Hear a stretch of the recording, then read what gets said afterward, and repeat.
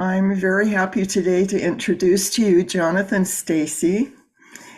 He recently had an article published in Authority magazine titled Five Things We Wish We Had Known as a Couple Doing Business Together. It had a lot of very interesting and helpful tips in it. His business name is altitudeb2b.com. The letters B2 and then the letter B.com. Jonathan quickly became very successful in the corporate world, but during the pandemic, when he and his fiance were living in a small apartment doing business, he realized his goals were not aligned with what corporate life had to offer. He jumped ship and began working for himself. Jonathan, what motivated you to take such a giant, risky step? Yeah, so thanks for the introduction, Nancy. Definitely, a lot of people dream about leaving full-time job, starting their own business. I didn't think, there was going to be a better time in my life. Not only were we all working from home, 3 years ago during the pandemic, but I had a fiance, now a wife at the time, now a wife as of a month ago. She supported me with, and she said, "Hey, if you want to go for it, go for it. This is your time. We don't have a mortgage. We don't have kids. When else are you going to do it in your life, right?" So I did take the leap, luckily with her support.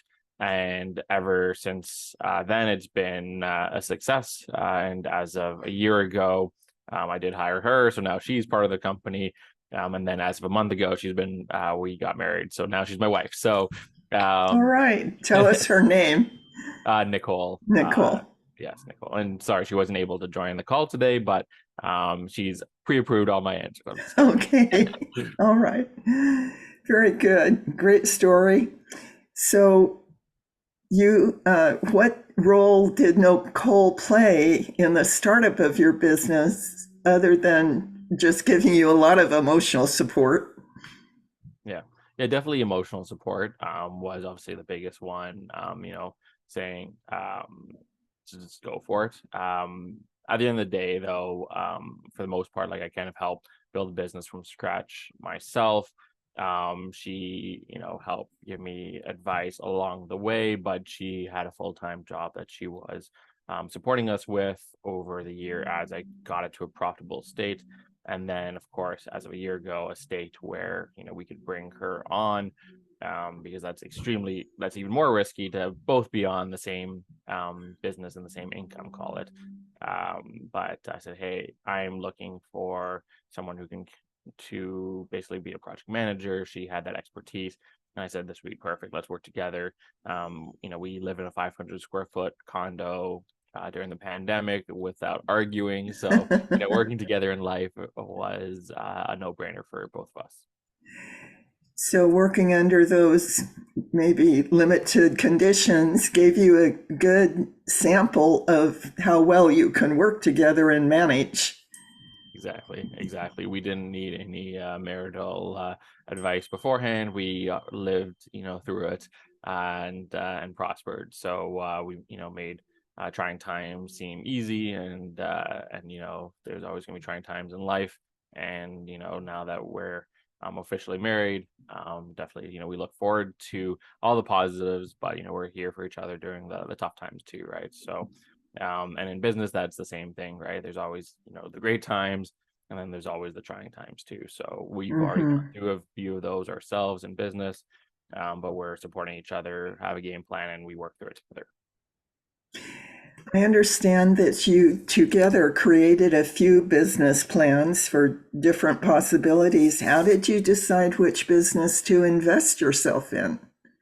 Definitely what I'd always recommend for anyone who's looking to go off and do something their own, themselves, is always what I call, like, do an MVP, right? Do a minimal viable product or something that can be a side gig to see, hey, is this crazy idea of mine something that can work?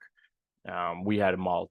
I've always had like a side gig going on throughout my full-time career of 10 plus years. And so I always had that business sense, which always helps, of course. But even if you don't have that business sense and you want to just go for it, I keep on telling people, everyone I meet, I say, you have an idea, you don't need to be a rocket scientist to get a business up and running. Go for it, right? Especially now in this day and age with social media, if you have an idea, you can promote it as easily as possible from, your couch with your phone, right? So I always say go for it, and that's where we create a few business cases, a few ideas to say, okay, what's our price point? What's this going to cost us monthly to maintain a business? What kind of revenue can we generate? And then put into action, right? And then from there, we definitely found a few that were generating revenue, but it just took too much time to maintain and not enough profit margin. So luckily, we got into the consulting game, which is really we're trading our time for money, and that's been successful ever since. But we do have a few other ideas currently in the works to hopefully build as a scalable business outside of just our consulting role. Sounds like you're a couple that inspire a lot of ideas, and then, what you're describing is a pretty detailed plan ahead before taking the leap. I mean, So, it's definitely detailed, I would say. If you definitely go into the weeds and just try to do as everything to perfection, you're never going to launch, right? mhm. So my recommendation is never go extremely detailed. Obviously have your ducks in a row, understand kind of where you want to go with that 1 year 2 year game plan in place, and then go for it, right? If you are a perfectionist and you want to just keep on making every single thing perfect, you're never going to launch. That's the Yeah, reality of it. So I would perfection recommend is the enemy of progress, isn't it? exactly. You list vulnerability and humility as necessary traits when you run a business with your romantic partner. How come? So definitely vulnerability and humility are extremely critical to not only realize that it's happening, you also have to be open to it, right? You have to be open to being vulnerable, and not everything is going to be perfect, right? um Even if you're a perfectionist and you want everything to be perfect, you are going to fail, right? And the reality is, being vulnerable, being open to those ideas and those possibilities is extremely critical, because if you do not become vulnerable, you are just going to um, you're going to feel like angry too, right? At the end of the day, right? Where you can turn that vulnerability into an asset, right? Where it's like, okay, I'm going to run into an issue, but how do I get out of it, right? And as you keep on doing that multiple times, you become adept to it, and you will grow from there. I always kind of throw a metaphor out there and tell people, in tough times, under pressure, when you're under pressure, that creates diamonds, right?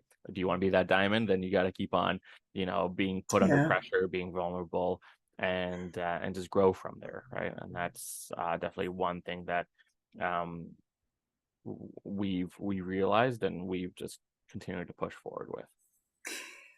You mentioned that you sometimes have trouble with the imposter syndrome.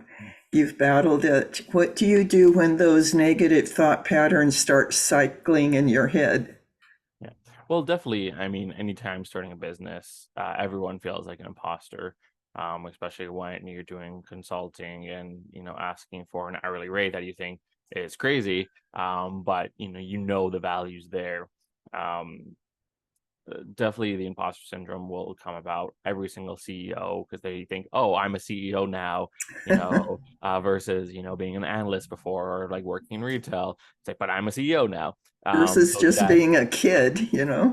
exactly, that's the reality. So, um, putting yourself in that role again is that vulnerable state, but also that imposter syndrome. Don't ever underestimate yourself, right?